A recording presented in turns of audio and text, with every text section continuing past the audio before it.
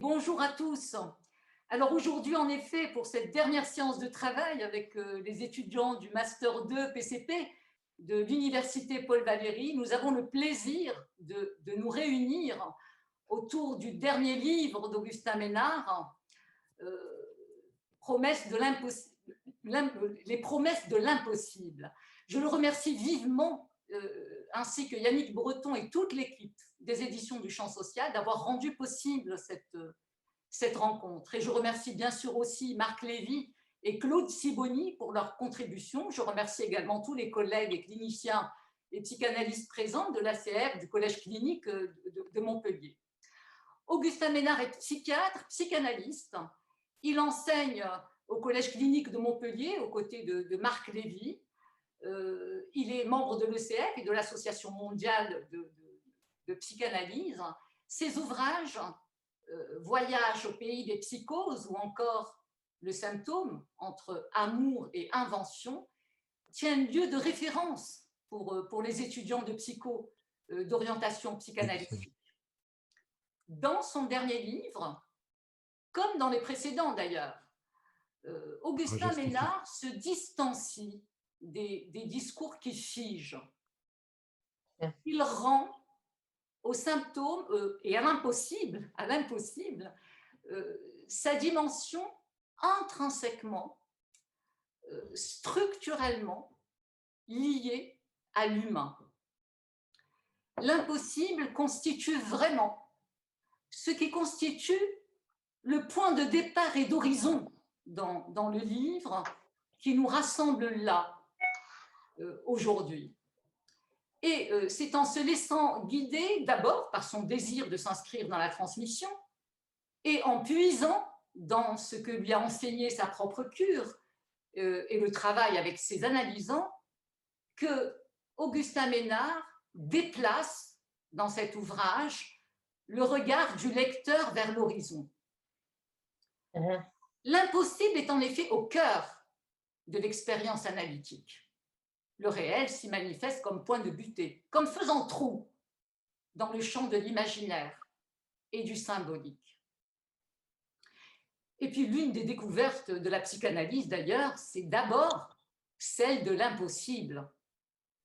Impossibilité d'accéder à la complétude pour le sujet.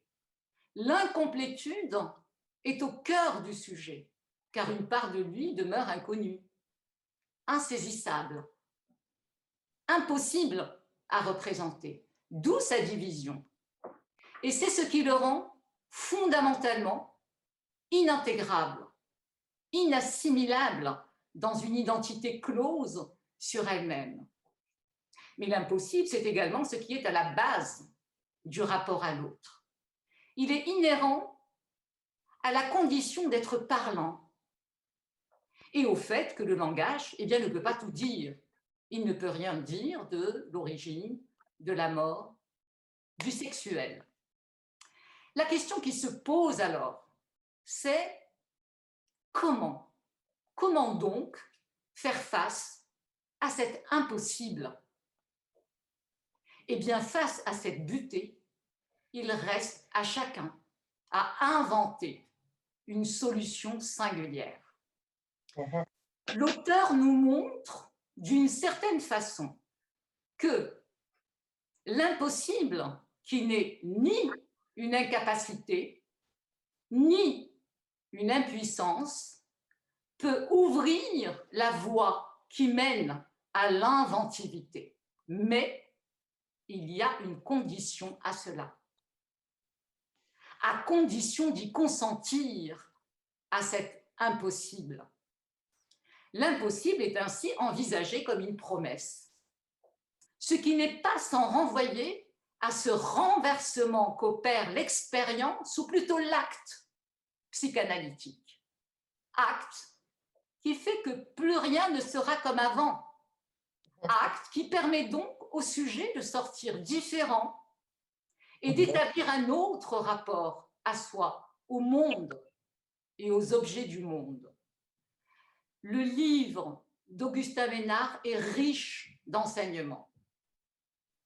L'impossible est appréhendé à travers différents angles, à commencer par la place que lui accorde la clinique psychanalytique par rapport à la clinique médicale et aux neurosciences.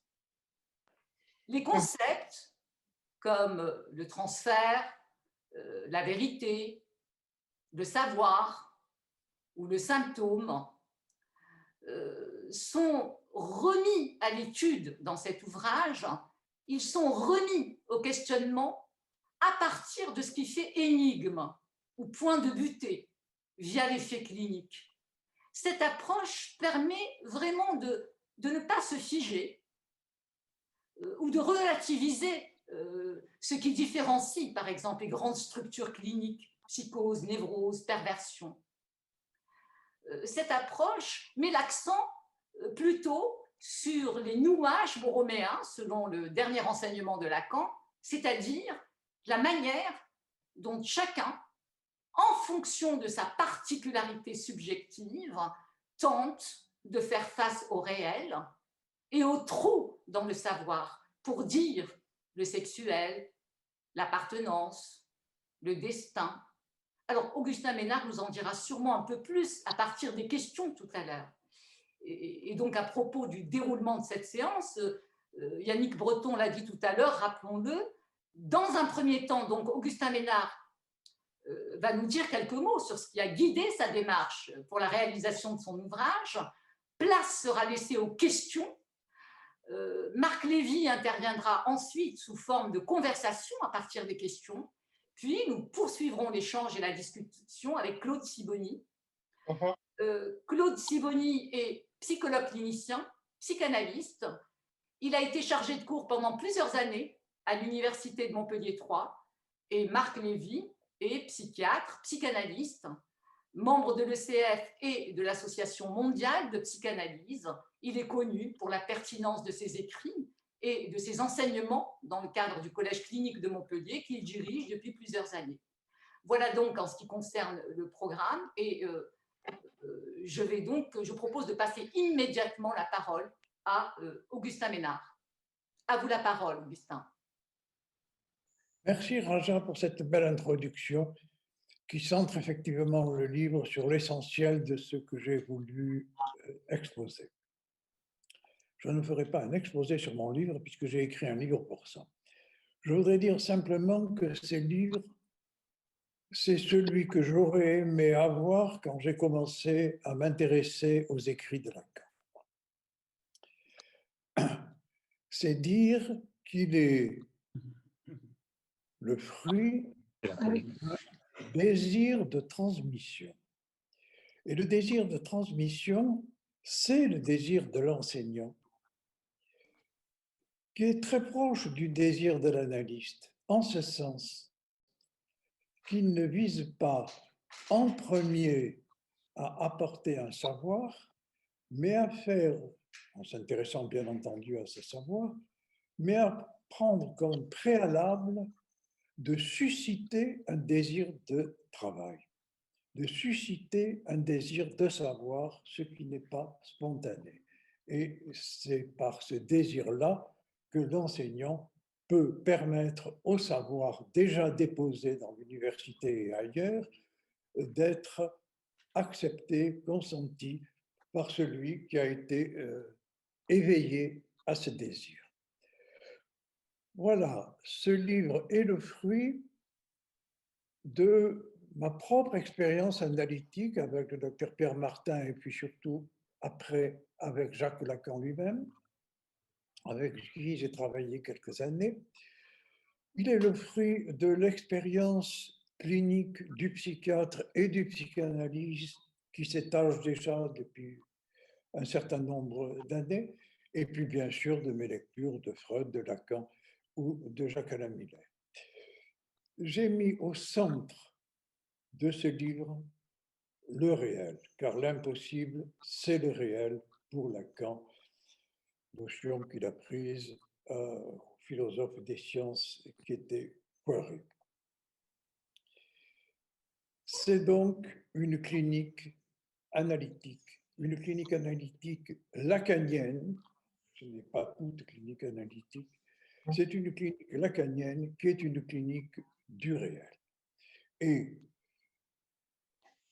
ce qui est très important, c'est pour ça que j'ai fait un chapitre sur l'éloge du tronc, c'est de montrer que l'essentiel de la découverte freudienne, c'est de repérer qu'il y a un hiatus entre la cause et l'effet.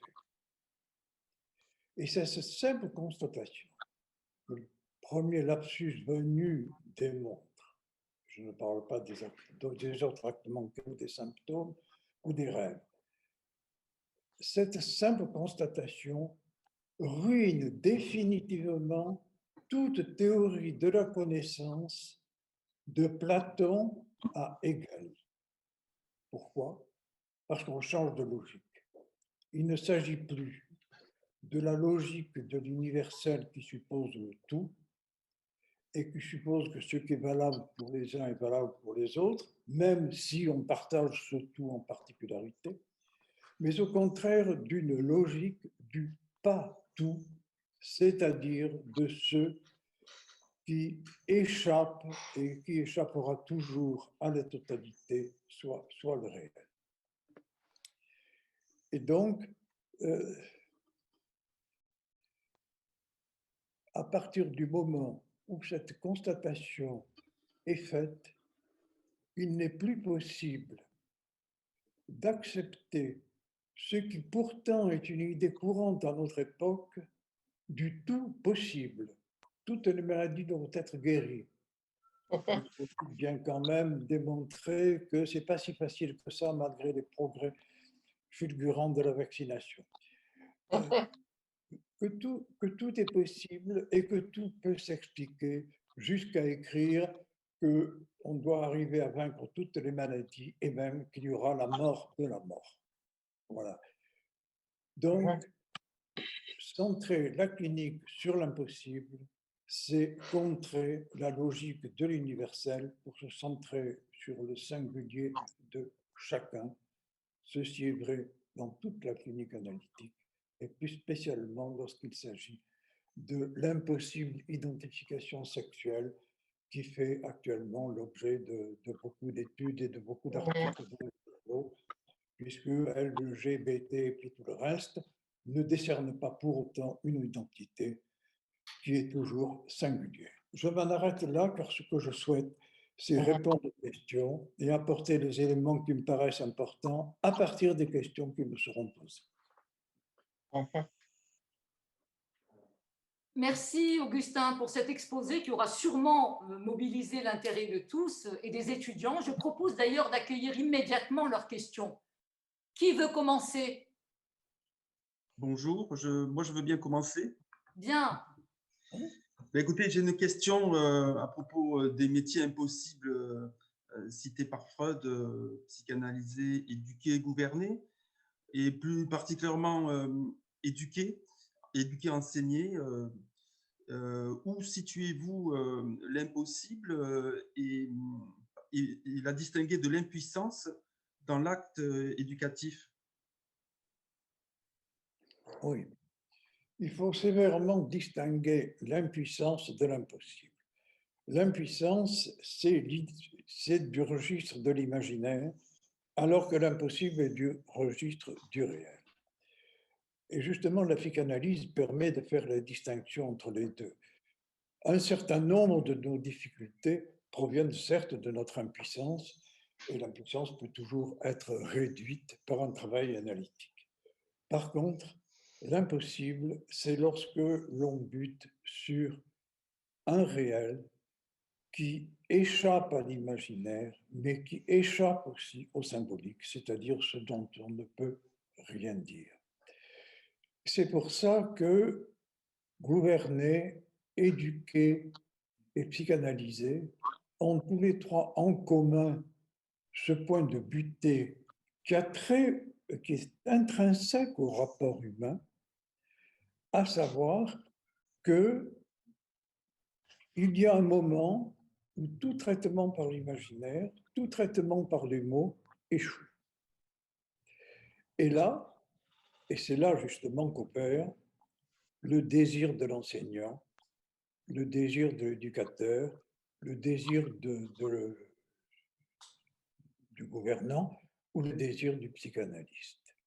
Le désir étant désir de désir, c'est en suscitant le désir de l'autre que l'on peut parer à l'impossible, à savoir, puisque ce n'est pas possible, inventons quelque chose. Et c'est ce point de rebroussement que j'essaie de cerner dans les cures analytiques ou dans les études de texte que j'ai mises dans ce livre. Merci. Bien, nous pouvons accueillir d'autres questions. Allez, les étudiants, Océane, Amélie, Laurent, j'aimerais bien vous entendre.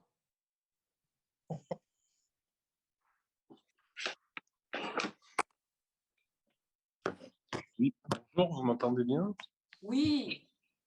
Alors, M. Ménard parlait de justement la vaccination, les maladies. Oula. Présentez-vous, Laurent, présentez-vous, parce que je sais que vous êtes regroupés avec un même ordinateur, donc on a vu apparaître le nom d'Océane. Mais présentez-vous d'abord, avant de poser votre question chacun. Excusez-moi, ça se met en marche. Et donc, on a une image où on est tous regroupés et masqués parce qu'on est ensemble. Donc, moi, je suis Laurent Le Gall et étudiant en M2 avec... des problèmes, peut-être, là où il n'y en a pas. Vous ne les cherchez pas, mais... Excusez-moi. Vous avez toujours cette inquiétude. Anita Guédan, Anita, peux-tu fermer ton micro? On t'entend. Oui. Anita. Qui est quand même assez fort. Oui. Donc, je reprends donc, Laurent Le Gall et je suis étudiant en M2 avec Madame Stitou. Et je suis... oh là là. Et je suis en stage à l'Institut du cancer. Et donc, ce que vous disiez sur les maladies et la mort qu'on veut repousser m'intéresse. Ma question par rapport à l'impossible, ça serait... j'ai l'impression qu'il y a d'un côté parfois les médecins qui veulent donc à tout prix guérir, et de l'autre des soignants qui veulent à tout prix que le patient ne souffre pas. Et pourtant, les deux ne veulent rien savoir de plus sur l'inconscient. Et comment peut faire un psychologue au milieu de ces sujets-là qui ne veulent rien savoir de l'impossible, justement pour aborder un patient? Merci. Oh oui, votre question est tout à fait pertinente, effectivement, et répond à ce que j'essaie de rechercher toujours dans la rencontre avec un sujet parlant, à savoir ce qui fait sa singularité. Il ne peut pas y avoir de réponse valable pour tous face à la douleur ou face à la mort. Le débat sur la fin de vie et sur les moyens pour essayer d'adoucir la fin de vie sont tout à fait à l'ordre du jour à l'heure actuelle. Certes, il faut légiférer, mais il faut laisser une très grande place au dialogue singulier du médecin et de son malade, car c'est seulement dans ce dialogue-là que la singularité du sujet apparaîtra et que l'on aidera certains qui demandent au départ à être soulagés de la douleur, voire même à mourir, à envisager les choses peut-être un peu différemment, mais surtout ne pas imposer notre désir à nous, mais d'être ouvert au désir de l'autre et d'agir en conséquence.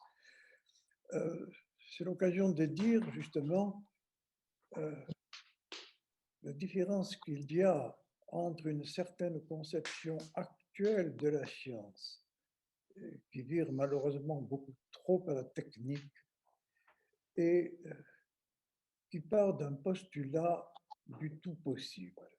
Il y a chez un certain nombre de neuroscientifiques, heureusement pas tous, et j'en connais beaucoup qui n'ont pas ce défaut-là, mais chez beaucoup de neuroscientifiques, l'exclusion de la singularité du sujet, l'exclusion de la parole du sujet, au profit d'une évaluation purement technique des aptitudes neurophysiologiques du sujet et qui juge en fonction de cela et non pas en fonction de la parole qu'ils peuvent recueillir de la bouche du sujet. Mon livre est, je crois, sous-tendu dans bien des chapitres par ce que j'ai entendu de la bouche même des patients. Alors, il n'est pas question de condamner la science. La science a fait des progrès remarquables et a aidé bien des sujets et dans de très, très nombreux domaines. L'important est justement de démontrer qu'il y a un domaine, celui de la science, où il y a du savoir dans le réel. C'est ce que cherchent les scientifiques. Mais il y a un domaine, et qui est celui des psychanalystes, où il n'y a pas de savoir dans le réel. Le réel est sans loi, le réel est hors sens. Ce réel-là, c'est celui, comme l'a tout à fait bien montré Raja tout à l'heure, et je le remercie pour cette introduction, d'autant plus que c'est elle qui m'a incité à écrire mon premier livre et qui m'a soutenu pour écrire les deux autres. Et effectivement, il y a là un point. Kelvin, Comment? j'arrête. Il y a un point très important qui est de repérer que s'agissant de la mort ou du sexe, de la vie, de la mort ou du sexe, l'être humain n'a pas le mode d'emploi et que chacun dans sa singularité est obligé, contraint de trouver une invention, d'inventer sa solution propre. C'est ce à quoi aide le psychanalyste qui n'apporte pas la solution, mais qui aide le sujet à trouver la sienne. Merci beaucoup. Nous pouvons accueillir d'autres questions. D'autres questions seraient bienvenues.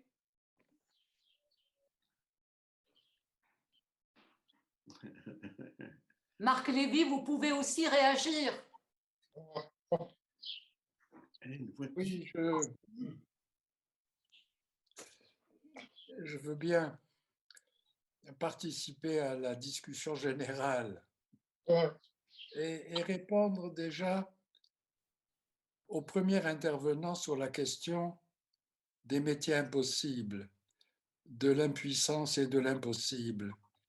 Simplement pour dire que quiconque fait la démarche de demander une analyse s'éprouve sur le versant de l'impuissance.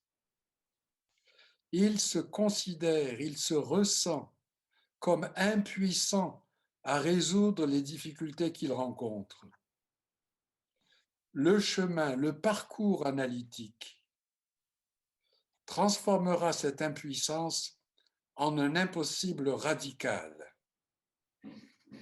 Mais seule la psychanalyse permet d'y advenir. Et le deuxième point, c'est pour reprendre cette question de la vie, de la mort et de ce que vient de nous en dire Augustin Ménard, et il a tout à fait raison, pour nous faire remarquer que la solution possible ne peut se trouver que dans le cadre du colloque singulier. Bon, Seule la conversation entre... Maintenant, sors pas maintenant. Hein, pas... Non, parce que moi, je peux y aller. Il y a des micros ouverts.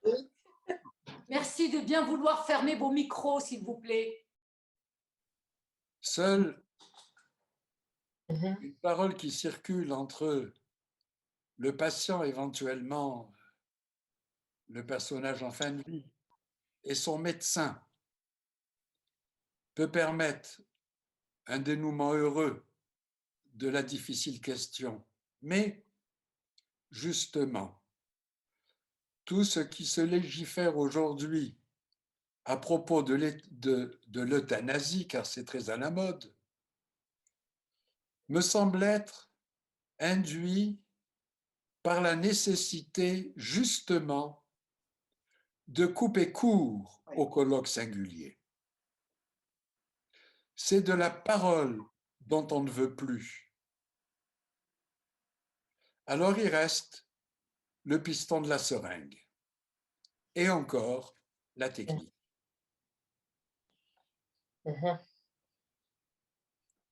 Merci beaucoup, Marc Lévy, pour ces précisions tout à fait importantes.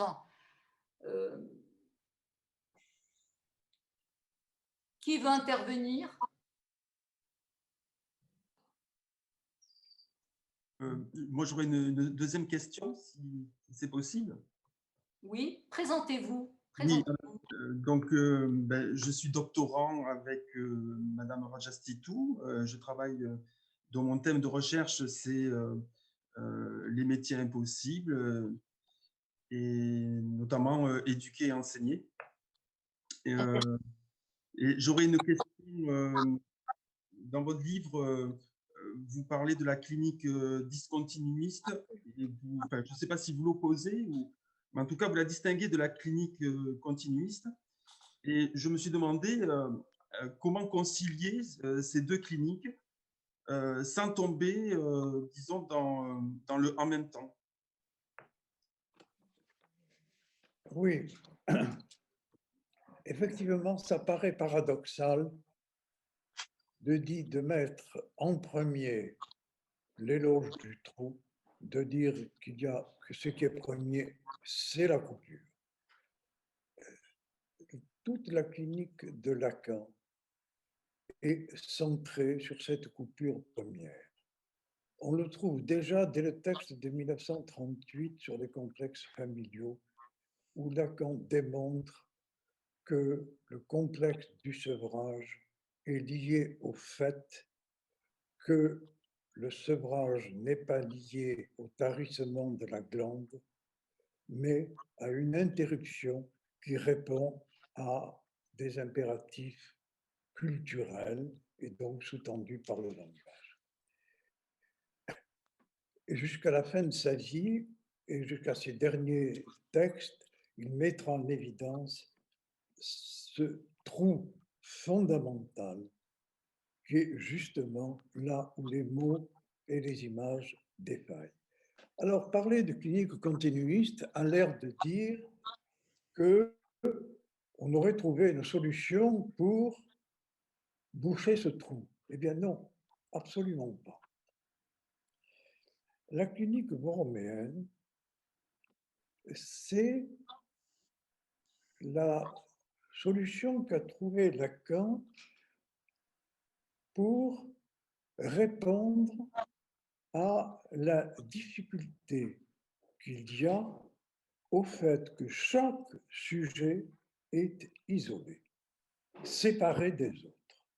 Il y a une ségrégation fondamentale des humains qui sont chacun séparés les uns des autres. Comment, à partir de ce moment-là, faire lien, et la question se pose avec l'amour en particulier, comment faire lien, et c'est là qu'il s'est intéressé au nouage. Et le nouage borroméen a cette particularité, en prenant le modèle le plus simple, qui est celui des nœuds à trois, que lorsqu'ils sont noués selon le mode borroméen, chacun, par rapport à un autre, deux à deux, reste absolument isolé, mais que l'ensemble tient. Et l'ensemble qui fait tenir, c'est le trou qui est central. Autrement dit, on a ce paradoxe, c'est le trou, la discontinuité, qui en fait fait le lien. Alors, ce préalable étant dit, les effets sur la clinique en découlent. À savoir que là où le premier Lacan faisait une distinction radicale, absolue, avec la forclusion du signifiant du nom du père pour séparer la névrose de la psychose, ce qui a posé beaucoup de problèmes pour les cas qui se rangeaient difficilement d'un côté ou de l'autre, qui a donné lieu à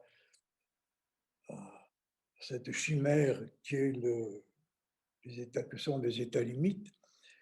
Lacan a démontré justement, par cette clinique de la singularité, que les structures ne sont que des formes particulières des solutions universelles et que dans le singulier, chaque nouage de chaque par-l'être, entre son réel, son imaginaire, son symbolique et ses symptômes, bien au-delà des nuages de 3 termes, mais souvent de beaucoup plus d'éléments et de beaucoup plus de ronds de ficelle pour en prendre l'image.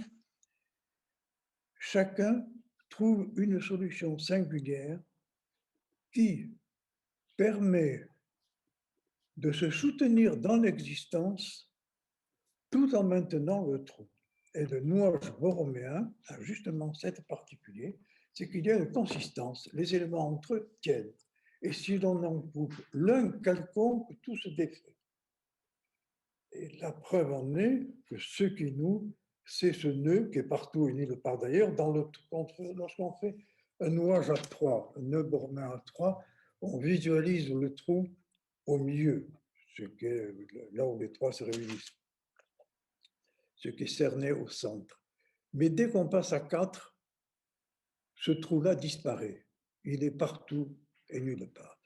C'est pour ça d'ailleurs que Lacan fait de la topologie pour nous ouvrir à une vision un peu différente de celle que nous avons avec la sphère qui a un intérieur et un extérieur. Là, on est dans le domaine où l'intérieur communique avec l'extérieur. Et donc la clinique continuiste, c'est justement une clinique qui, dans la singularité de chaque cas, permet de construire le cas sans se soucier de savoir si c'est une névrose ou si c'est une psychose. L'important, c'est la solution, et la solution, c'est la construction du symptôme, qui est la modalité de chacun de jouir de son inconscient. C'est la modalité du symptôme de chacun qui lui a permis son nuage particulier et qui lui permet un savoir-faire avec le trou, pour le dire d'une autre manière, pour se soutenir, non pas malgré l'impossible, mais grâce à l'impossible. Oui, je reprendrai volontiers ce que vous dites, Augustin, sur un mode peut-être plus trivial. Pour faire lien, il faut être séparé. Oui. Mais le lien ne tarit pas la séparation. Oui, tout à fait.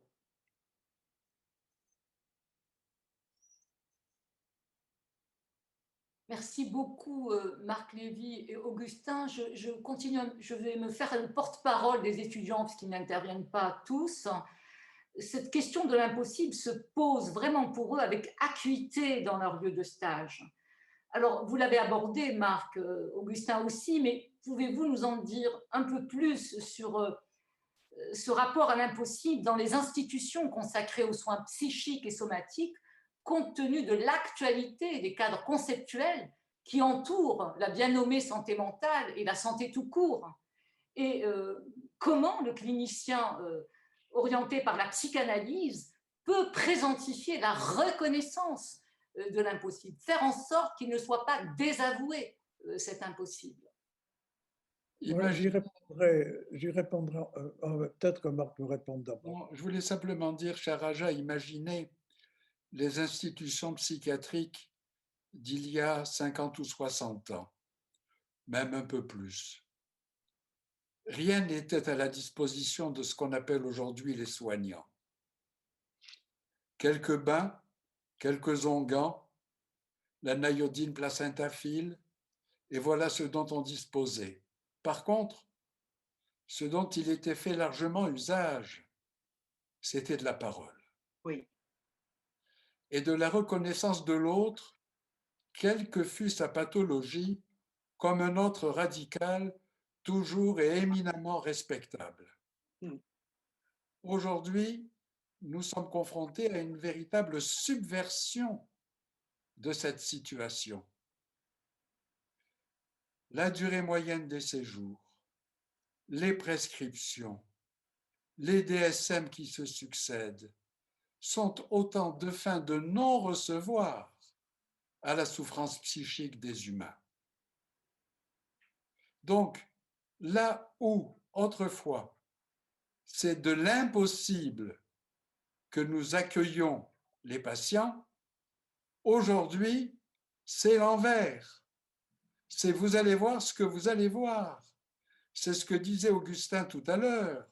Jusqu'à la mort que nous ferons mourir. Oui, je voudrais ajouter quelque chose en mon temps, là. Oui. Oui, on vous entend, Augustin.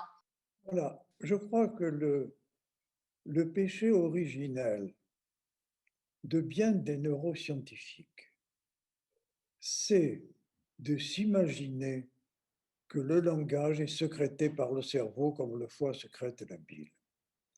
Et à partir de ce moment-là, on n'attache plus de valeur à ce que dit le sujet, puisque tout est de l'ordre de la science mesurable. Et c'est pour ça que l'on fait des évaluations. On fait des évaluations où on demande aux gens, aux patients de cocher des cases, mais ce qui échappe aux cases, ce qui est entre les lignes, ceci ne sera jamais recueilli. Or, il est fondamental, et c'est ça ce que la psychanalyse nous apprend, c'est que le langage, même s'il y a une aptitude cérébrale chez l'être humain par rapport aux animaux à recevoir ce langage, le langage vient de l'autre. Il est extérieur au sujet. Et si l'on ne parle pas à un enfant, il n'acquérera jamais le langage. Il y a de nombreuses expériences qui ont eu lieu. L'enfant sauvage et suffirait d'ailleurs à le démontrer. Et je crois que c'est ça l'important.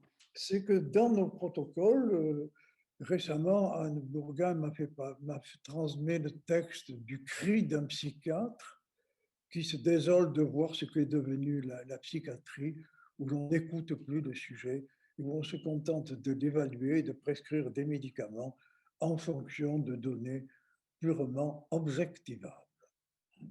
Le gros problème, c'est que le langage, certes, fait trou dans notre imaginaire et dans notre symbolique, et dans notre réel, mais que le langage est en même temps ce qui nous permet de faire face à ce trou. Merci beaucoup. Y a-t-il d'autres questions? Pas seulement les étudiants, je m'adresse à l'auditoire, à l'ensemble de l'auditoire. Hein, vos questions sont les bienvenues. Il y a une question dans le chat de M. Marc Krosik. S'il veut bien reconnecter son micro, on va poser. Nous, on peut le faire à sa place. Il y a quelqu'un qui parle, mais je n'entends rien. Bon, eh bien, écoutez, en attendant l'émergence d'autres questions, je propose de poursuivre cet échange à partir de l'intervention de Claude Sibony. Hein. Oui. Ça fera venir les questions. Mais justement, Claude va ouvrir d'autres questions.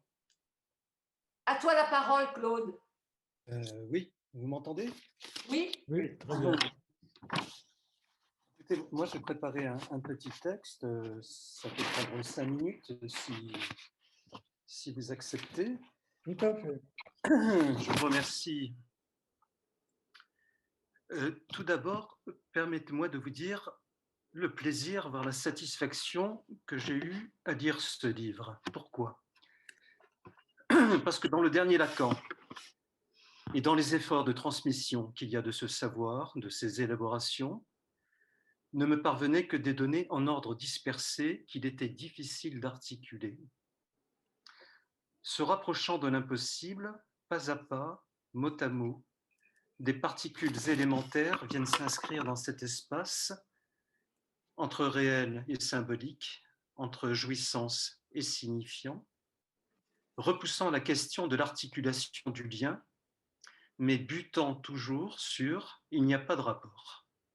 Alors, cet ouvrage apporte chapitre après chapitre une clarification et permet de nouer entre eux des concepts qui resserrent progressivement le trou et lui donnent un bord, comme un puzzle qui laisse quelques trous qui ne sont pas des pièces manquantes, mais des absences structurelles. ce livre est une invitation à composer avec une clinique continuiste, délaissant notre triptyque structurel névrose, psychose et perversion au profit du singulier du cas par cas. L'ouvrage nous mène à la béance du non-rapport, là où le signifiant ne répond plus, où à chacun construit sa réponse, là où chacun bricole, avec quelques heureuses trouvailles, un savoir-y-faire. La clinique appariée par cet outillage théorique du nouage borroméen peut ainsi être retravaillée, relue, réorientée. Quid du savoir et de la vérité? Qu'en est-il du fantasme? Comment opère le transfert? Quel partenariat avec le symptôme? Désir et jouissance. La place du symptôme et du fantasme comme autant de défenses possibles par rapport à l'effraction insistante de la jouissance. L'interprétation et le hors-sens. L'un, l'autre. La fin de la cure. Tous ces concepts trouvent une nouvelle orientation et le rapport à l'impossible, grâce à l'ouverture à la rencontre, laisse entrevoir une issue prometteuse. Broder quelque chose autour du trou, là s'articule la question de la lettre qui vient border le trou de structure. Parvient-on à en faire du trou un vide?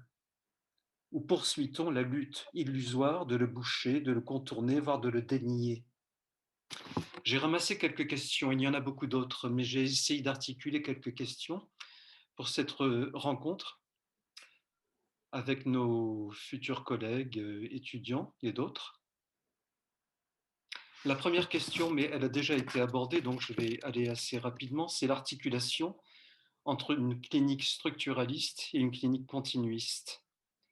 La formation clinique, puisqu'ici nous sommes à l'université, au département de psychologie, se soutient du triptyque des structures névrose, psychose et perversion, si tant est que la perversion soit une structure à part entière.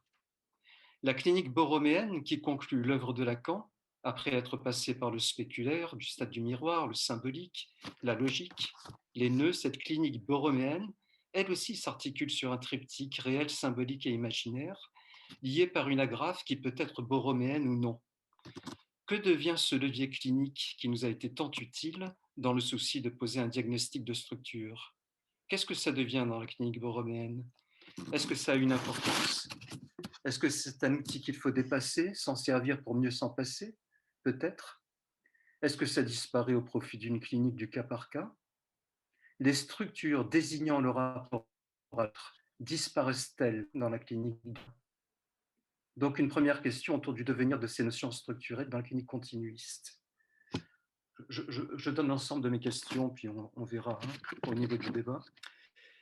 Dénouer et renouer. La clinique continuiste permet-elle de rendre compte d'épisodes délirants qui ne s'inscrivent pas dans un déterminisme de structure? Je pense aux épisodes délirants à l'adolescence, ou de façon plus large aux pathologies contemporaines que Lacan avait englobées derrière cette phrase de rupture du mariage avec le petit pipi. Anorexie, troubles narcissiques, etc. Cette clinique nous ouvre à la possibilité que se dénoue le nouage pour un autre montage, parfois délirant, avec la possibilité de renouer la crise passant avec la fonction phallique. La clinique continuiste vient-elle attester du fait que l'on peut se débrancher temporairement de la fonction phallique? Ça, c'est ma deuxième question. Plus généralement, j'ai eu des questions dans la lecture de cet ouvrage autour du nom du père et du père du nom. Depuis Freud, la psychanalyse est construite autour de la figure paternelle et sa fonction symbolique, du père de la horde jusqu'à Moïse et le monothéisme. L'architecture lacanienne s'est organisée autour du signifiant du nom du père. Il délivre ce signifiant la signification du phallus qui oriente l'ensemble des significations. Donc on a un type d'organisation, on a un type d'appareillage conceptuel, et la question que je me posais après avoir lu, puis je l'avais lu chez Lacan aussi, c'est la question du nommé à. Ma question plus précisément, c'est quel lien social découle de ce passage du nom du Père au Père du nom, de la nomination symbolique à la nomination imaginaire, voire réelle? La norme mâle, le normal, la norme mâle, subsiste-t-elle à cette transformation? Je me demandais si on ne pouvait pas articuler les phénomènes sociaux actuels que l'on rencontre, que l'on observe, du côté de l'identité plutôt que du côté de l'identification symbolique. L'identité comme retrait imaginaire, les communautés de jouissance. Dis-moi comment tu jouis, je te dirai qui tu es. Les mouvements de dénonciation, non pas à la justice, mais à l'autre social, par les réseaux sociaux, MeToo, balance ton porc. La honte infligée à celui qui a commis une faute plutôt que la culpabilité. Est-ce que ce n'est pas tout ça signe d'un mouvement de bascule du désir vers la jouissance plutôt qu'un inverse, effet de bascule du nom du Père devenu semblant au Père du nom? Une nomination par le mode de jouir est-elle une nomination réelle ou imaginaire? Génère-t-elle de l'angoisse? Le masculin ne représentant plus l'universel est-il détruit au profit des communautés? Est-ce là encore un effet du déclin du nom du Père au profit d'autres nominations que symboliques? Autre question que votre ouvrage a suscitée, corrélée à la question précédente, la question de la haine. Vous y consacrez quelques lignes. La haine relative à l'expulsion chez Freud. La haine côté jouissance. Je me souviens de cette phrase pour l'avoir travaillée en cartel. Seul l'amour permet à la jouissance de condescendre au désir. Comment articuler la question de la haine à ce qui est hors symbolique? Et là, je pensais aux formules des mathèmes de la sexuation chez Lacan et la question de l'autre jouissance attribuée au féminin. Est-ce que la haine porte sur ce qui révèle sur ce qui relève de l'autre jouissance, c'est-à-dire ce qui relève du patou? Et à ce moment-là, la haine porte-t-elle sur le féminin? Je vais terminer, là, bien sûr, une dernière question. Et alors, ça m'a beaucoup parlé et beaucoup intéressé. Vous dites, je vous cite, « À renoncer à l'idéal, c'est la disponibilité à la rencontre. L'accueil de ce que le hasard nous offre permet que le pouvoir créationniste du signifiant opère pour chaque un. » Et il y avait cet exemple au plan clinique qui m'a particulièrement intéressé de cette phrase qui, à l'époque, me paraissait très énigmatique de Lacan, d'arracher l'obsessionnel à l'emprise du regard. Comment est-ce corrélé au renoncement à l'idéal? Voilà la question clinique que cela me posait. Écoutez, je vais peut-être en rester là. Hein, parce que... il y a déjà beaucoup de questions et je ne peux que vous remercier pour cette lecture éclairée qui montre que vous avez lu mon livre, non seulement que vous l'avez lu, mais que vous en avez bien précisé les articulations. Alors, je ne répondrai peut-être pas à toutes vos questions. Je partirai de la dernière parce qu'elle me paraît importante, je ne l'ai pas encore précisée. Lacan n'oppose pas, comme Aristote, le possible à l'impossible. Il le démontre en logique mathématique. Je ne vous ferai pas la démonstration. Mais il oppose à l'impossible la contingence.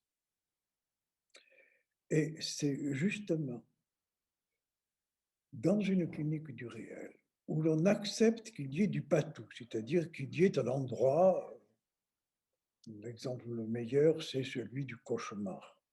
Dans le cauchemar, il y a un point qui nous réveille parce que c'est insupportable. Et le réel, une autre définition du réel, c'est l'insupportable à supporter. À partir de cette rencontre du réel,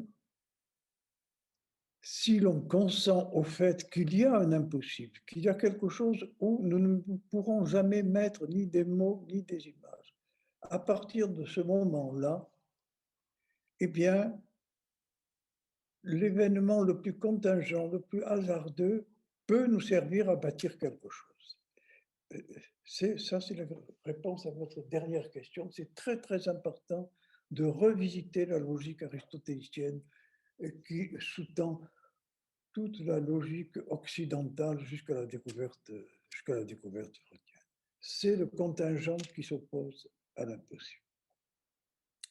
Alors, je reviens à la première, c'est-à-dire sur l'opposition clinique continuiste et clinique structurale.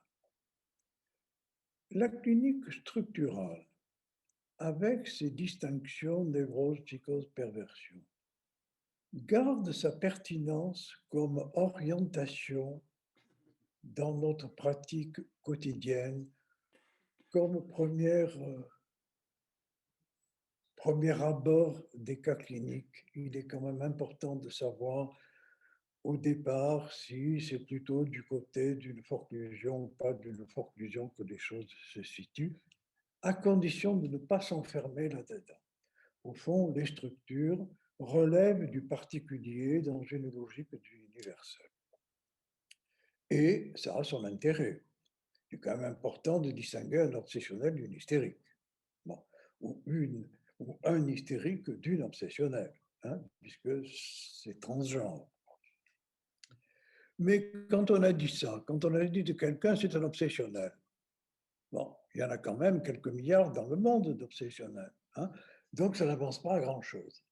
Et c'est là qu'il faut oublier la clinique structurale et s'interroger à partir du réel, donc à partir des modalités de jouissance, ce que vous avez bien mis en évidence, comment et sur quel point se structure le sujet. Deuxième réponse concernant cette clinique continuiste opposée à la clinique structurale, j'ai fait un chapitre important sur ce que j'ai appelé la maniaco-dépressive, supprimant volontairement le terme de psychose. Parce que la maniaco-dépressive, qui a été ravalée sous la terminologie actuelle d'état bipolaire, est en fait un cas exemplaire de clinique continuiste. En effet, si je critique le bipolaire, le terme de bipolaire, parce que bipolaire, nous le sommes tous. Et donc, ce n'est pas un critère diagnostique. Alors que maniaco-dépressive, un épisode maniaque, c'est une structure particulière du discours, un épisode mélancolique, c'est une structure particulière du discours, ce n'est pas simplement des états d'âme que nous pouvons avoir en fonction du soleil ou de la pluie. Eh bien, la maniaco-dépressive, justement, ne peut être classée ni dans les névroses, ni dans les psychoses. Certaines sont à l'évidence, relèvent à l'évidence des psychoses, mais d'autres ne relèvent pas du tout d'une psychose. La preuve en est qu'en dehors des épisodes, lorsque le sujet s'est rebranché, et là je réponds, je crois, à la question que vous posiez, il y a eu un débranchement. Et lorsque le sujet s'est rebranché, je défie le psychiatre ou le psychanalyste de me dire si c'est une psychose ou si c'est une névrose. Donc, c'est là qu'intervient justement la question de la nomination. Il n'y a pas d'identité, vous l'avez relevé, mais il y a une nomination. Parce que l'identité porte sur le symbolique, donc recherche le sens, alors que la nomination porte sur la jouissance et donc sur le réel. Et, vous l'avez dit, il y a trois types de nomination. La nomination symbolique, c'est le signifiant du nom du Père, la nomination imaginaire et la nomination réelle. La nomination imaginaire, c'est le nommé A, vous avez évoqué. Le nommé A, celui qui se soutient du fait qu'il a fait des études, il a un diplôme, et donc il est médecin, ou il est avocat, ou il est pharmacien, ou il est épicier, mais c'est sa nomination. Bon, il se soutient de ça. Si du jour au lendemain, on lui enlève cette fonction pour une raison ou pour une autre, il s'effondre. Et c'est parce qu'il s'effondre qu'on s'apercevait qu'il ne tenait que par cette nomination. Ça, c'est une nomination imaginaire. Alors, dans un certain nombre de maniaco-dépressives, justement, nous avons affaire à des sujets souvent extrêmement brillants, qui ont même eu un parcours social et intellectuel tout à fait remarquable, une vie familiale tout à fait équilibrée, et qui du jour au lendemain débranche dans un épisode maniaque ou mélancolique. Si l'on arrive à repérer quel est l'élément réel, imaginaire ou symbolique qui s'est dénoué à ce moment-là, on ne s'apercevait pas que c'était cela qui le tenait tant que ça n'était pas débranché. Eh bien, il peut se faire qu'une nouvelle nomination puisse renouer ce qui avait été. C'est en ce sens ce qui avait été dénoué. C'est en ce sens que noué et dénoué ne sont pas des métaphores, dit Lacan. Certaines nominations peuvent être récupérées par une nouvelle nomination qui peut être aussi bien imaginaire, réelle ou symbolique. Donc la maniaco-dépressive me paraît tout à fait la charnière entre la clinique continuiste et la clinique non continuiste.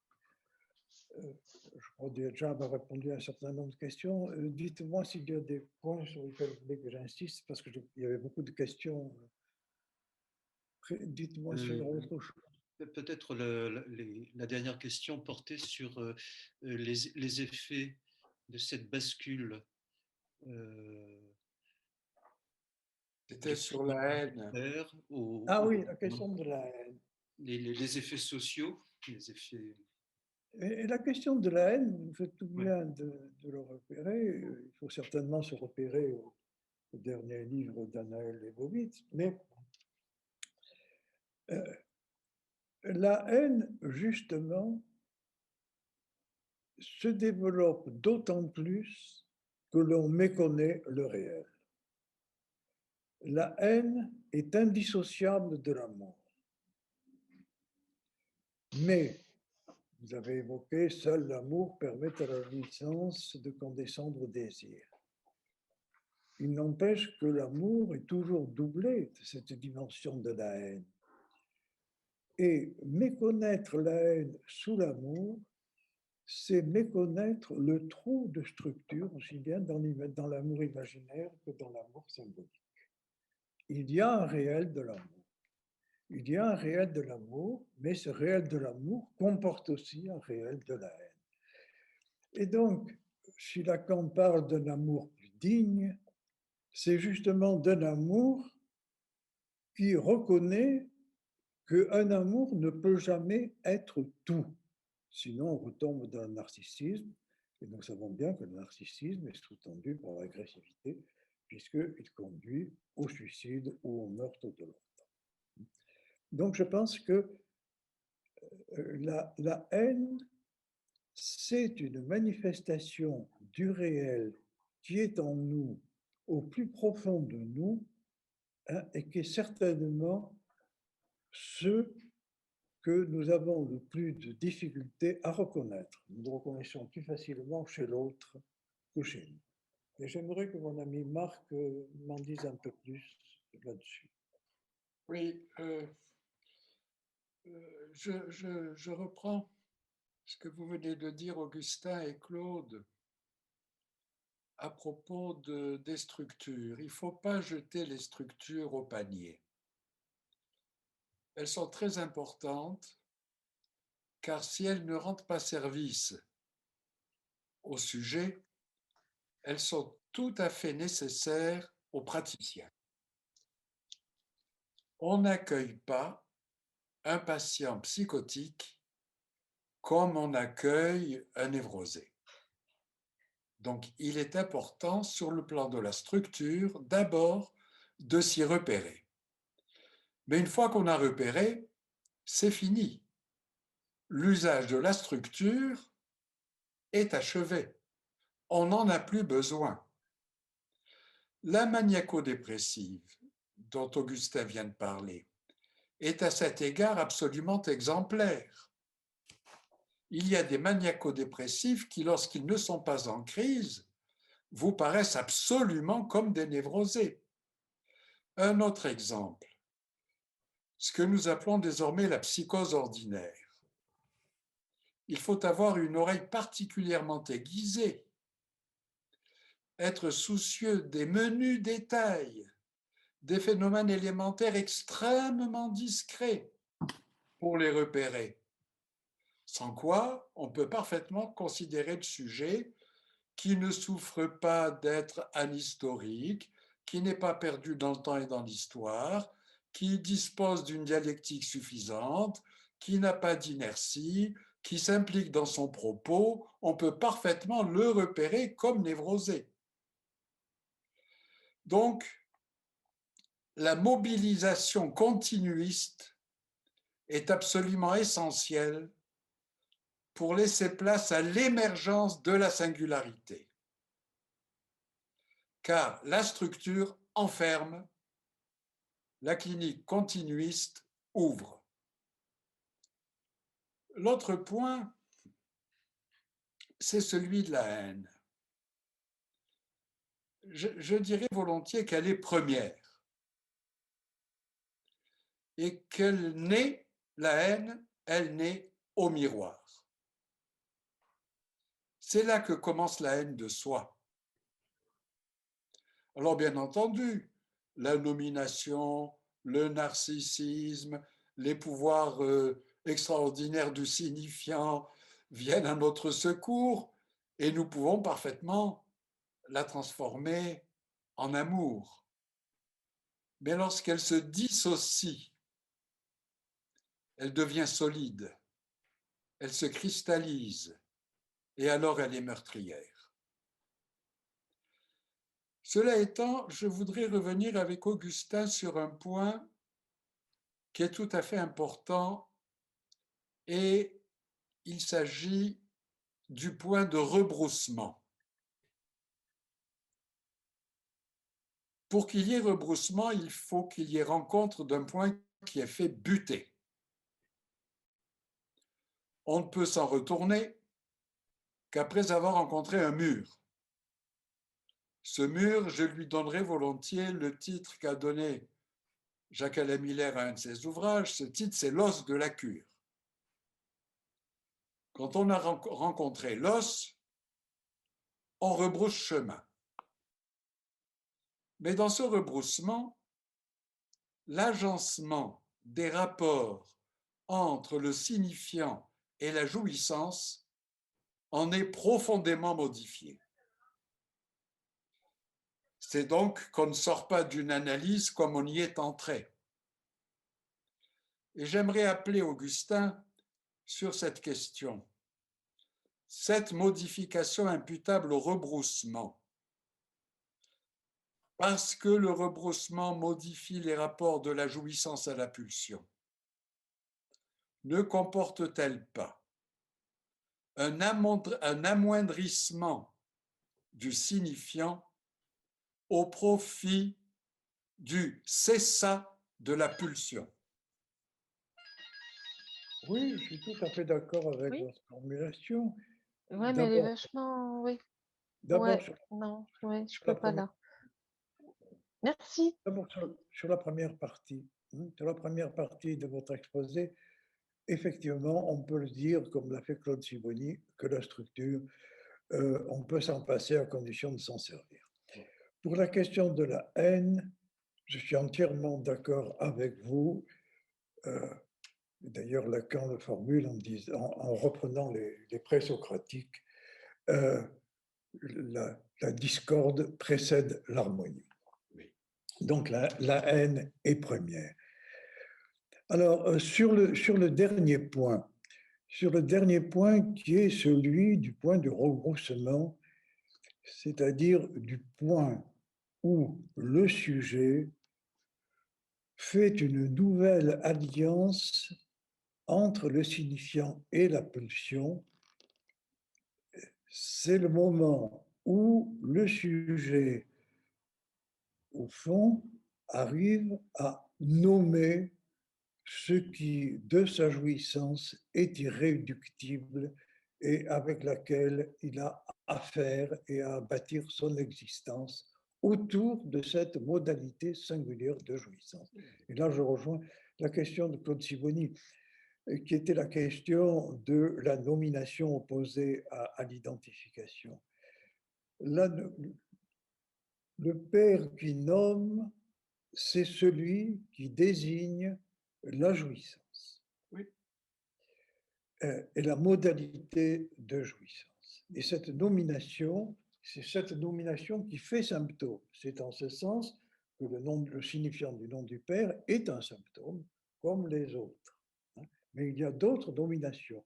Je soutiens d'ailleurs que lorsque Lacan dit « mon symptôme, c'est le réel », c'est que son mode de jouissance, c'est ce qu'il a certainement rencontré très tôt avec le hiatus que j'évoquais tout à l'heure, et qui a été le fil conducteur, si j'ose dire, aucun trou peut être un fil conducteur, de toute son œuvre, c'est que très tôt, il a rencontré ce hiatus entre l'imaginaire et le symbolique, et au-delà de l'imaginaire et du symbolique qu'est le réel, et qu'il n'a pas reculé comme Freud dans le rêve de l'injection faite à une moment, lorsqu'il est face au fond de la gorge de ce qu'il y a au fond de la gorge d'Irma.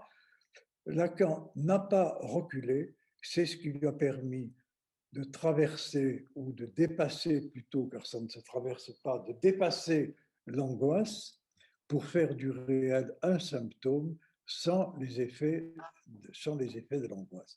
Donc, le symptôme que Lacan nomme à ce moment-là, lorsqu'il a été dépouillé de toutes ses enveloppes formelles, c'est-à-dire de tout le sens que l'on peut lui donner, doit être vraiment à l'os de ce qui le constitue, ce qui est l'os de la cure pour Jacques-Alain Millet, ce noyau du symptôme irréductible qui est le noyau du réel, c'est à partir de là que le sujet peut effectivement bâtir sa propre solution. Oui, et l'effet de créativité qui s'en découle et que vous soulignez en est l'assomption. Tout à fait. C'est pour ça que j'ai commencé, je me suis intéressé beaucoup aux psychotiques et que mon premier livre a porté sur les psychotiques, parce que justement, le psychotique est confronté à ce trou de structure d'une manière beaucoup plus radicale que les névrosés.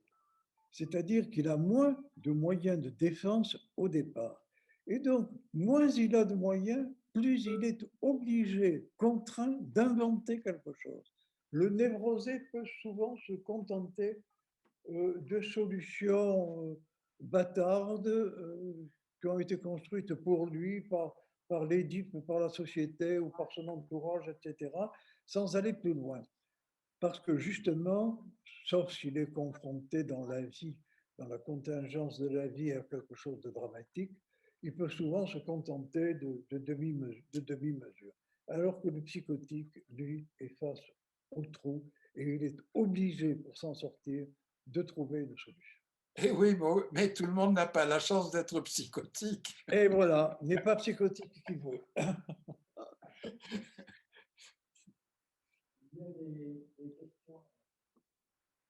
Alors, s'il y a des questions, oui. en dehors du membre de la...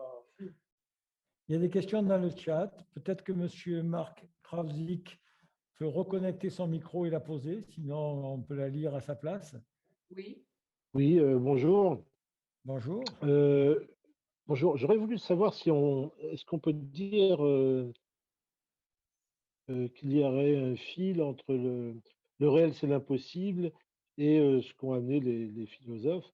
Alors, vous avez déjà parlé d'Aristote, vous avez abordé Aristote et les présocratiques, mais par exemple, je pensais aussi aux sceptiques pour qui la vérité est inatteignable. Voilà, par exemple, et aussi, je pensais aux stoïciens qui distinguent des choses qui dépendent de nous et celles qui ne dépendent pas de nous, et pour qui, si je désire des choses impossibles, je vais souffrir.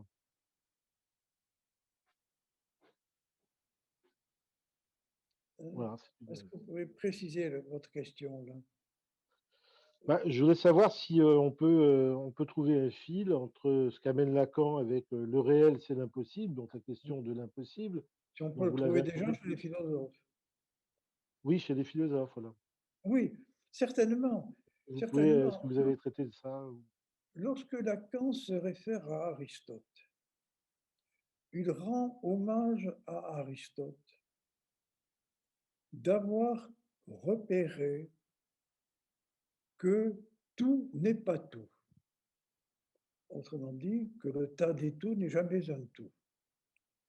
Puisque c'est chez Aristote que Lacan repère le népenthes, c'est-à-dire ce qu'il a traduit par pas tout, et ce qui relève du singulier.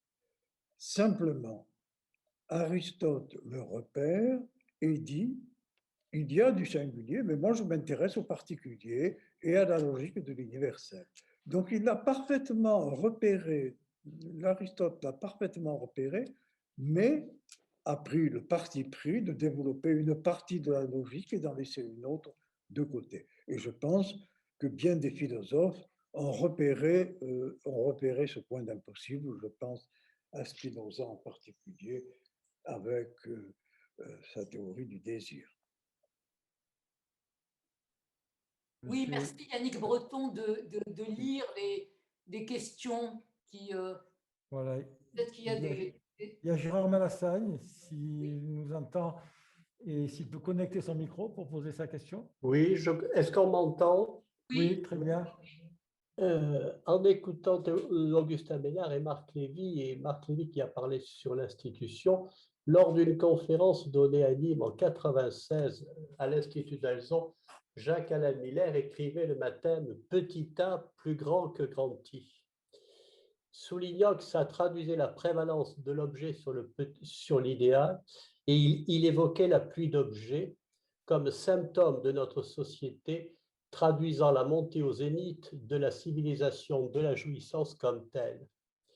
Et je pensais, après avoir eu une pratique en institution auprès d'adolescents, qu'il est très difficile justement, avec cet affadissement de la fonction paternelle, de traiter cette jouissance lorsqu'elle s'exprime par une violence très importante chez les adolescents, pour lesquels se pose très vite un diagnostic de structure évoquant une psychose ou du moins une évolution vers une psychose. Et je pense que la clinique continuiste, là, nous est très précieuse parce qu'elle permet justement d'essayer pour ces adolescents, de leur permettre de reprendre langue, c'est-à-dire de se raccrocher au signifiant quand ils sont dans un moment d'errance. Et je trouve que là, l'institution souvent est en grande difficulté. Et ça me faisait penser à une phrase de Lacan dans D'un autre à l'autre, où il dit « faire de la jouissance une fonction ». Je me suis longtemps demandé comment on pouvait entendre ce « faire de la jouissance une fonction ». Oui, merci Gérard pour cette question qui m'incite à dire quelque chose que nous n'avons pas évoqué jusqu'à présent. La jouissance. La jouissance, il n'y a de jouissance que parce qu'il y a du signifiant. Le signifiant en est le vecteur. Mais les effets, c'est ce qui est perçu dans le corps. La jouissance, la jouissance est première. La jouissance est première et elle n'a pas que des effets bénéfiques. Elle est également susceptible de perceptions très douloureuses, voire horribles. La jouissance est première et, au fond, tout le premier Lacan nous a montré que le rôle du discours par l'intermédiaire du signifiant du nom du Père était de pacifier cette jouissance en la négativant, en négativant une partie. Au fond, l'Édipe, c'est ça, l'Édipe freudien, c'est d'une manière de traiter la jouissance en l'amputant d'une partie, en supprimant une partie et en rendant l'autre plus proche, plus apte au plaisir, disons. Mais Jacques-Alain Miller a beaucoup insisté là-dessus, et c'est grâce à lui que je l'ai repéré. Lacan insiste sur le fait, et c'est pour ça que Lacan va au-delà de l'Édipe, ne se contente pas de l'Édipe, qu'il y a une part de la jouissance qui n'est pas négativable. Voilà. qui n'est pas négativable. Et cette part de la jouissance, c'est celle-là que nous avons à traiter par notre symptôme au singulier. Parce que même si nous avons une structure névrotique, la névrose n'a pas suffi à régler cette part de jouissance qui échappe à la négativisation. Alors effectivement, à notre époque, où le signifiant du nom du Père a pâli, où la fonction paternelle n'est plus reconnue pour ce qu'elle était, hein, eh bien, il est évident que la négativation de la jouissance, il n'y en a pas beaucoup. D'où la revendication que Miller signale par ce A supérieur à grand T, c'est-à-dire que les idéaux de la civilisation, ce qu'ont raconté les parents, les grands-parents, la tribu, etc., ça, on s'en fiche, tout ça c'est des vieilles barbes. Hein. Nous, on veut jouir. Hein. Voilà. Eh bien, jouir sans entrave, ça débouche sur la haine.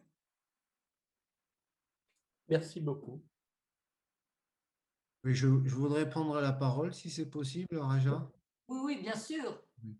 Je vous remercie à tous pour vos interventions. Je pensais à celle de Claude et à ce qui vient d'être dit à l'instant. Claude, tu posais la question de savoir si la haine portait sur le patou et si finalement elle ne portait pas sur le féminin. Et effectivement, nous avons travaillé ces derniers temps au Collège clinique de Montpellier cette question, puisque le féminin, qui n'est pas à confondre avec l'anatomie hein, de la femme ou du mâle, le féminin représente cet hétéros, cette jouissance comme telle, non négativable, hein, celle dont vient de parler Augustin Ménard, et qui est aujourd'hui, justement, non négativée par le discours de la norme mâle qui existait auparavant, qui est aujourd'hui au devant de la scène.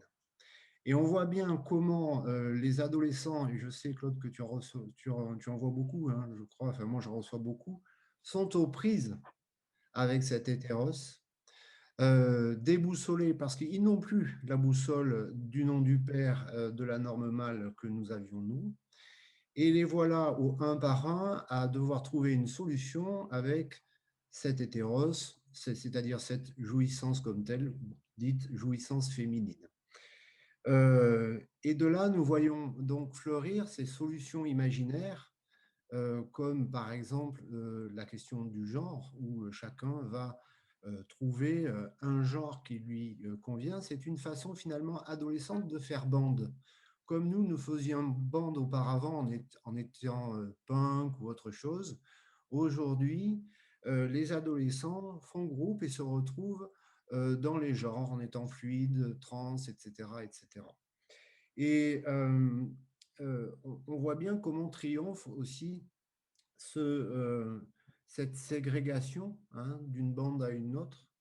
Voilà, ce à quoi nous invite le livre d'Augustin Ménard et la psychanalyse lacanienne, c'est d'aller s'approcher le plus près possible de cet impossible, chacun dans sa cure, pour arriver à repérer la différence absolue qui nous fonde, et au fond à arriver, comme le disait Augustin, à cette ségrégation de chaque un, mais qui sait désormais y faire avec cet hétéros, cette jouissance première. Voilà les quelques réflexions qui me venaient. Merci pour ces éléments réflexifs. Augustin et Marc, souhaitez-vous réagir? Je crois que nous avons déjà dit beaucoup de choses.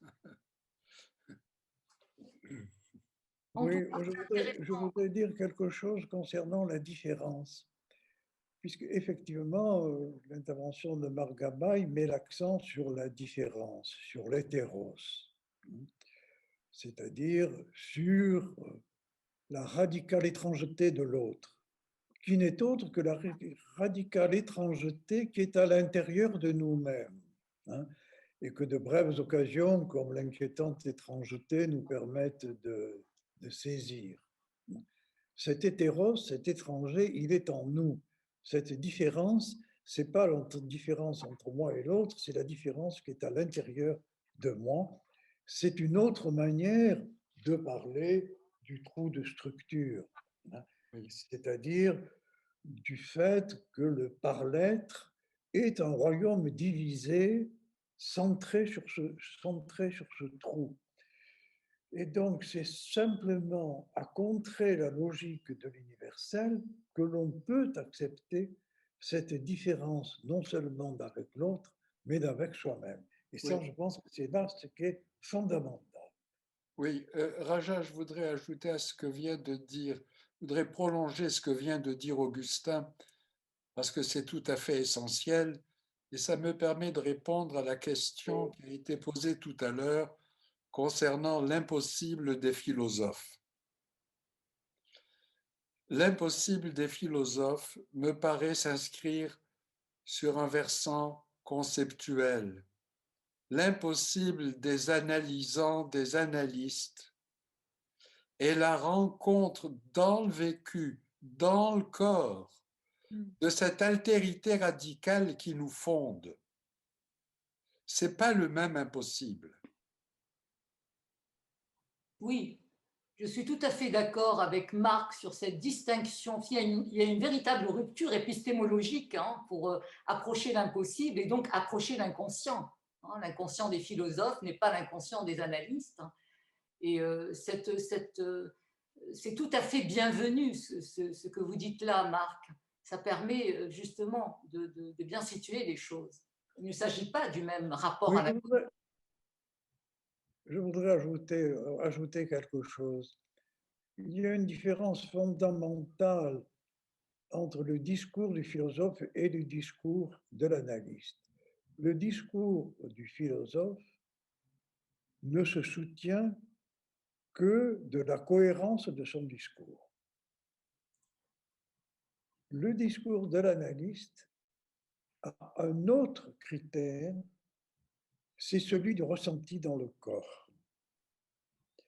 Au fond, une construction peut être parfaitement logique et être parfaitement délirante. C'est le cas d'un certain nombre de théories de paranoïaques qui sont aussi logiques que certaines constructions d'autres de philosophes.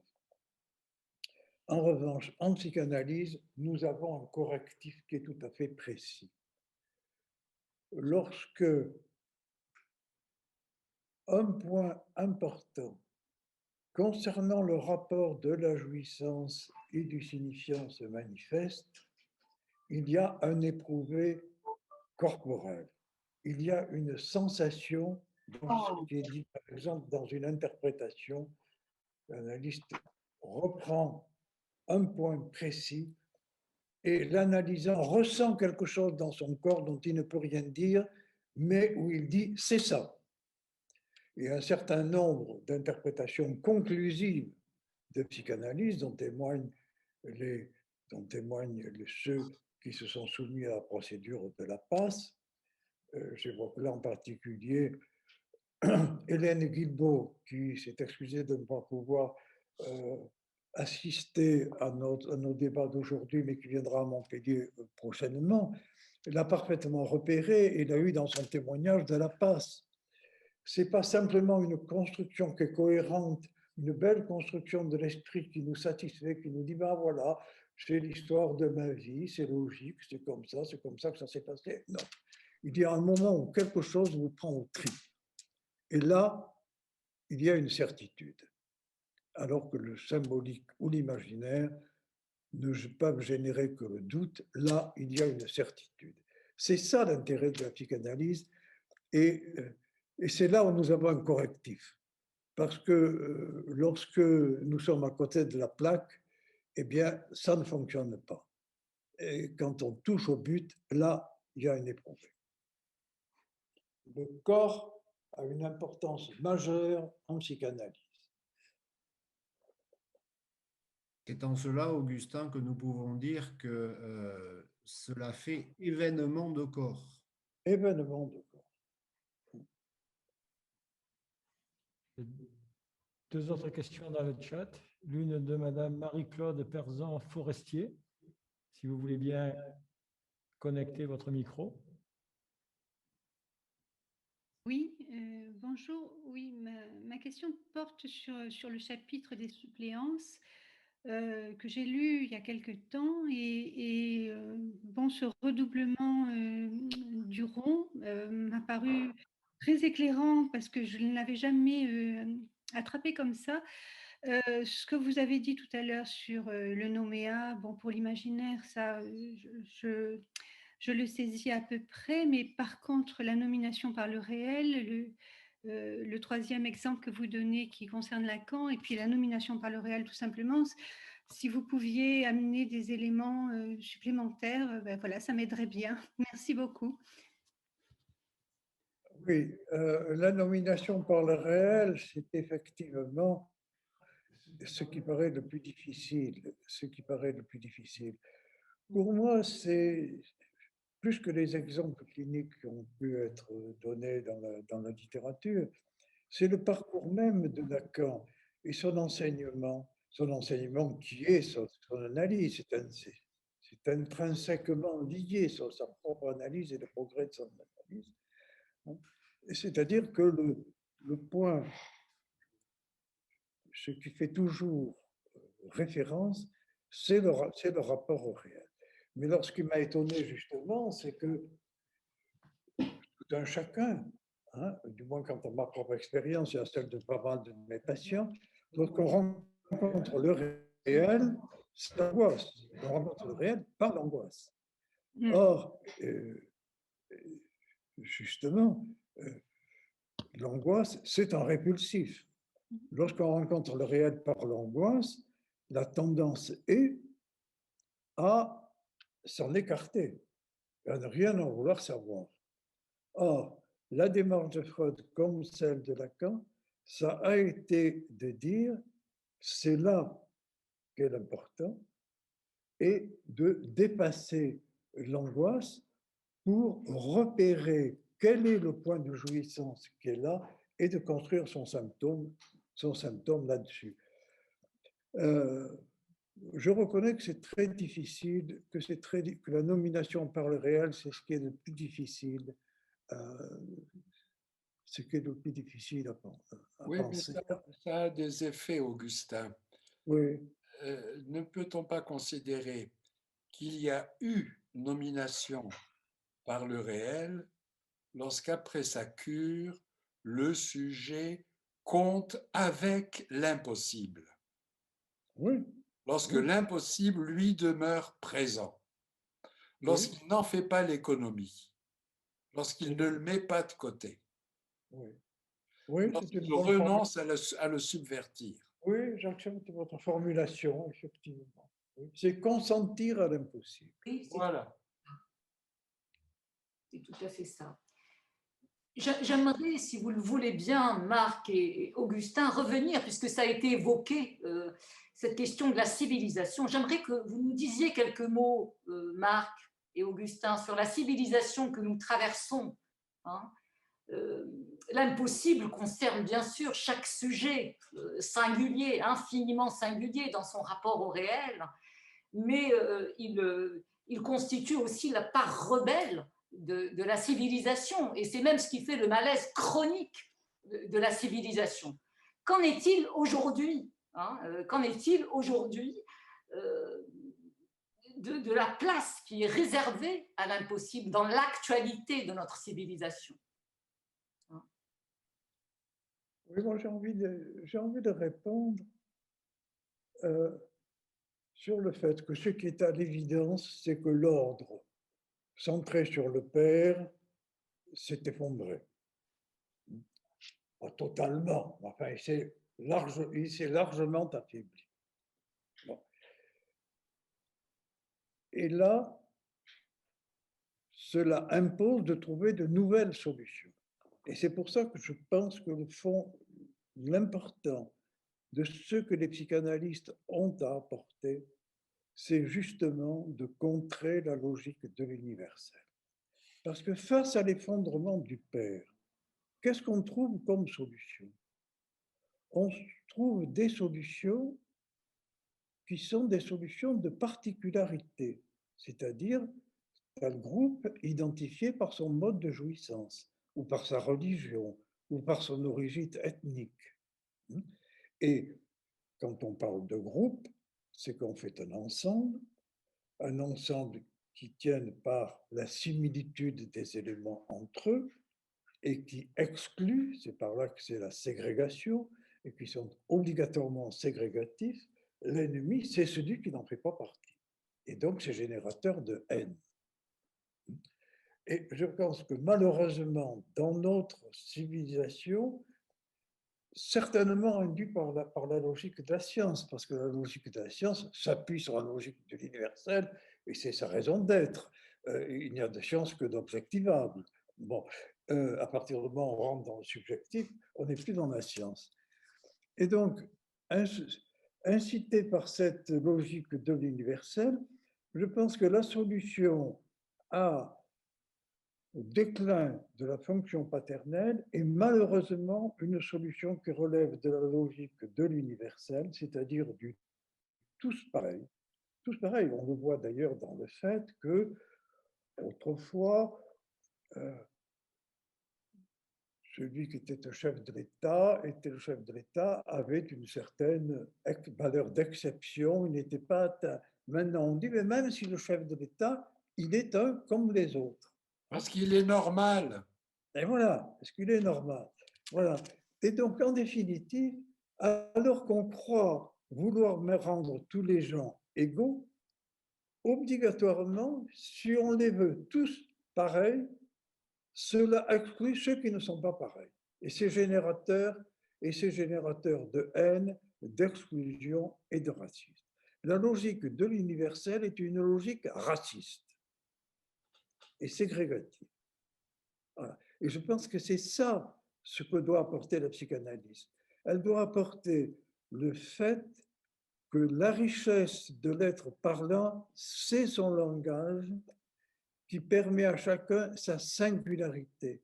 Et dans la mesure où chacun de nous est différent de l'autre, il n'y a pas de groupe et d'exclusion. Ils sont tous pareils. Oui, parce que finalement… Ils sont tous également différents. Oui, eh bien, mais éradiquer la différence a quelque chose de meurtrier. Eh oui, eh oui. Et nous en sommes là. C'est la reconnaissance de la différence qui est civilisatrice. Mais ne pensez-vous pas tous les deux, Marc et Augustin, que aucune civilisation, ou quelle que soit la civilisation, quelle que soit l'époque, chaque civilisation a ses coups de génie et ses points aveugles. Je reviens au malaise chronique. Et que, dans le fond, c'est dans la manière d'entretenir le rapport à l'impossible, c'est à partir de là qu'une civilisation peut témoigner de son aptitude à construire, à créer. Il y a mais les civilisations sont mortelles. Oui. Les civilisations sont mortelles. Et quand elles meurent, il faut trouver autre chose. Oui. Les civilisations qui ont tenu le coup longtemps ont été les civilisations qu'on pourrait qualifier au nom du Père. Oui. Bon. L'Empire romain a duré 1000 ans. Voilà, bien. C'est en train de disparaître sous nos yeux. Oui. Nous sommes contemporains de cette disparition. Ça s'effondre. Or, si on en revient à ce que nous disait Lacan et que nous rappelait Augustin il y a un instant, avec le Père comme nouage borroméen, on sait maintenant, on a la preuve maintenant que lorsque le Père ne noue pas borroméennement, d'autres nouages sont possibles. On voit très bien avec des couples homosexuels qui ont adopté des enfants. Sauf que la question se pose de savoir si ces nouvelles modalités de nouage permettent ou autorisent le lien social. Est-ce que pour être dans le langage, ce dénouage ne nous placera-t-il pas dans le hors-discours, c'est-à-dire hors lien? C'est toute la question. Ah oui. Nous ne savons pas ce que notre civilisation inventera. Voilà. Et tout ça, eh bien, nous verrons si nous vivons suffisamment vieux. Oui, je crois qu'il faut plus de temps que ça. Mais quand même, quand on fait un retour sur l'histoire, on s'aperçoit quand même que c'est après les effondrements de civilisation, c'est le retour du nom du Père qui a tendance à revenir. Oui, et il qui revient sous la forme du dictateur. Hein, le temps ramènera l'ordre des anciens jours, c'est ce que disait Gérard de Nerval. Hein? Lacan disait on peut s'en passer du Père. Comment? Lacan disait on peut s'en passer du Père à condition de s'en servir. De s'en servir. Oui. Voilà, à condition de s'en servir. Oui. C'est-à-dire lui laisser sa fonction tout en reconnaissant ses limites. Mais oui, mais regardez ce qui se passe au plan politique dans notre pays. Plus des 3/4 de nos concitoyens souhaitent un général à l'Élysée. Est-ce qu'on peut faire meilleur appel au père, et au père fouettard, qui plus est?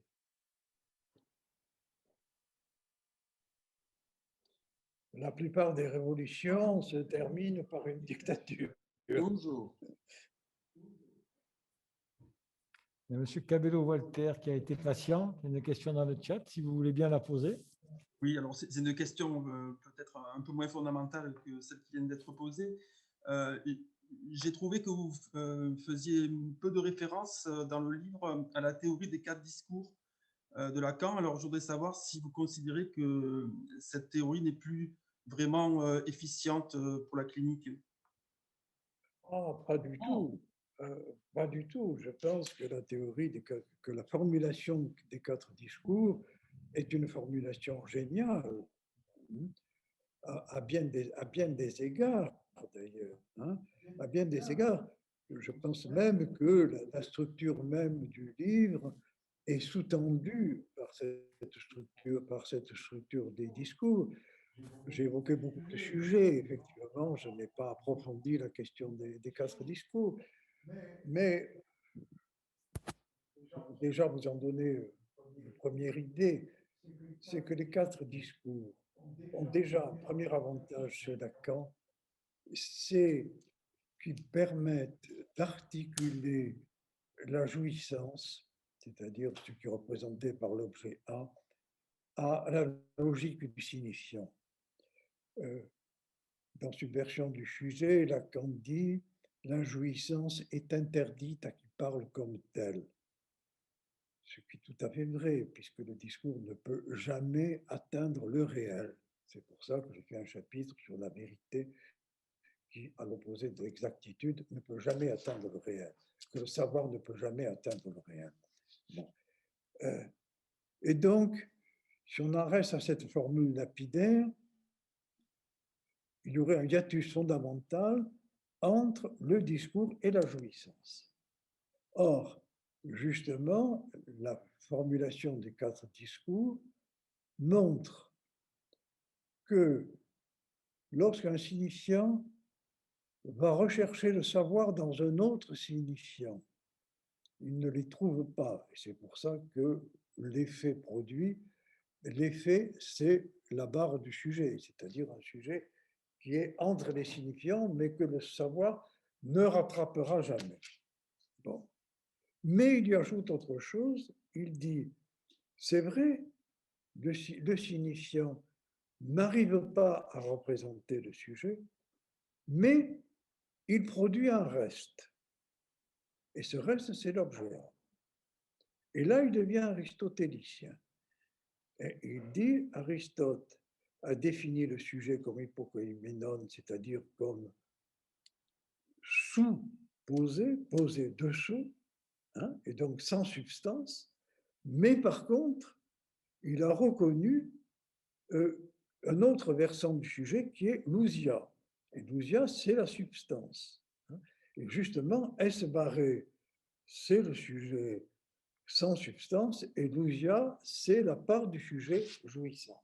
Et donc, avec sa structure des 4 discours, Lacan montre que le signifiant, malgré tout, peut rattraper une partie de jouissance. Et Jacques-Alain Miller le formule ce qui est l'énonciation de Lacan, qu'il n'a jamais énoncé, mais cette énonciation est sous-entendue. Le sujet, un signifiant représente le sujet pour un autre signifiant, ça c'est l'effet sujet, mais un signifiant représente aussi la jouissance pour un autre signifiant, et ça c'est le produit du signifiant. Donc il arrive par les 4 discours à saisir quelque chose du réel de la jouissance, qui n'est qu'un leurre, parce que l'objet A n'est qu'un leurre en réalité, mais qui désigne la place où serait le réel si on pouvait l'attraper. Donc les 4 discours sont fondamentaux, et ils sont également fondamentaux pour la thèse de mon livre, c'est à savoir que l'impossible est au centre, c'est qu'aucun des 4 discours n'est efficace. Ils échouent tous. Et c'est pour ça qu'il faut passer d'un discours à un autre. Et l'amour, dit Lacan, c'est quand on change de discours, justement parce que l'amour échappe au discours. Oui, tout discours est du semblant. Eh oui. Mais les 4 discours sont quand même l'approche la plus pertinente pour essayer d'accrocher quelque chose du réel. Un discours qui ne serait pas du semblant serait le discours sans parole, donc un discours qui serait purement écrit. Mais un discours écrit, on ne peut s'en servir qu'en en parlant. Et à partir du moment où on en parle, on s'écarte du réel. Et tout discours repose sur un impossible. Ce qui change, c'est l'usage qui en est fait. Bien sûr. Et c'est l'écriture qui cerne au plus près l'impossible. Parce que l'écriture ne se prête pas à la métaphore. La lettre ne se prête pas à la métaphore, ne se prête pas au sens. Lacan dit, si j'ai appelé l'objet A d'une lettre, c'est parce que justement, ça n'évoque rien, ça n'évoque aucun sens, ça n'a pas de sens, la lettre A. C'est par là que l'objet A touche le réel, sans être pour autant du réel.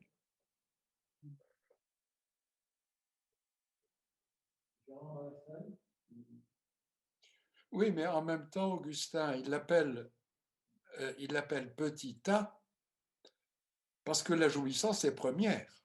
Bien sûr, bien sûr. Jean Malassagne, si vous voulez reconnecter votre micro. Oui, est-ce qu'on m'entend? Oui. Oui.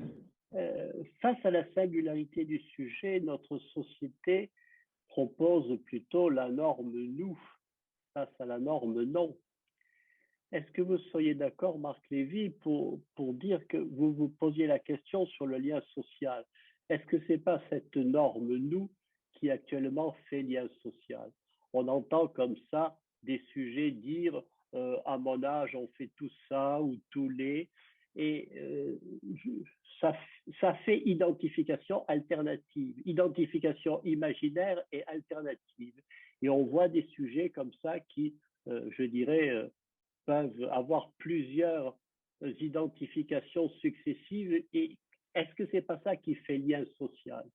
Oui, au fond, ce que vous nous dites, Gérard, c'est que nous assistons au triomphe du on sur le je. Tout à fait, oui. Ce on qui nous collectivise n'éradique en aucun cas notre singularité. Absolument. C'est un leurre. C'est une illusion. Et cela provient sans doute de la disparition du père qui non seulement nomme, mais du père qui dit non. C'est-à-dire qui vient faire halte à ce déferlement de jouissance. Oui, puisqu'on évoque la grammaire avec le nous et le je, je voudrais évoquer ce qui me paraît un symptôme de notre civilisation, en particulier dans les pays de langue française, c'est la prévalence du tu sur le vous. Oui. Ça m'a paru tout à fait intéressant, puisque la langue française a cette chance, contrairement à d'autres, de distinguer le tu et le vous. Quand je m'adresse à toi, je m'adresse au semblable. Et donc, je suis dans le stade du miroir avec tous les effets imaginaires de prestance et d'agressivité. Quand je m'adresse à l'autre en lui disant vous, je m'adresse à lui en tant que semblable, bien sûr, mais au-delà de lui, je m'adresse au grand autre du langage. Autrement dit, je lui reconnais une autre dimension que celle de l'imaginaire. Oui, et en même temps, en intercalant le grand autre, nous nous unissons avec le vous. Et voilà. Et voilà.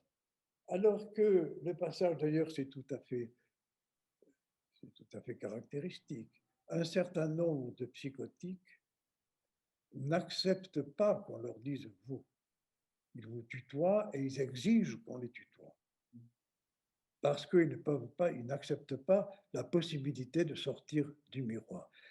Et je pense que ce glissement de la possibilité de choisir entre le tu et le vous, hein, dans une relation affective, par exemple, c'est un moment important, le moment où on passe du vous au tu.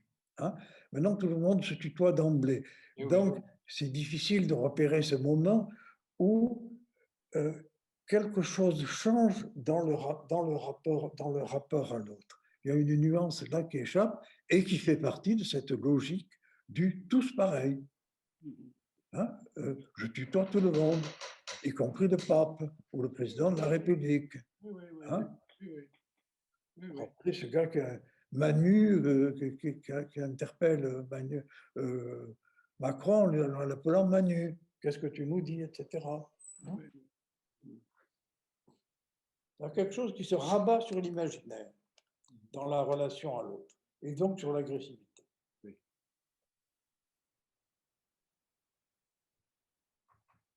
Bien, y a-t-il d'autres questions, Yannick Breton? Non, il n'y a plus de questions dans le chat. Excusez-moi. Non, il n'y a plus de questions dans le chat à l'heure actuelle. Bon, très bien. Est-ce que quelqu'un d'autre veut poser des questions, faire une remarque? Il est 15h58. Nous avons progressé avec une rigueur exemplaire. Bon, écoutez, s'il n'y a plus de questions, plus de remarques, je pense que nous avons très bien travaillé. Nous nous sommes laissés enseigner par le livre d'Augustin Ménard. Un grand merci à tous et un grand merci à Augustin Ménard, à Marc Lévy, à Claude Sibony. Et voilà. Merci à Raja qui a animé ces débats remarquablement.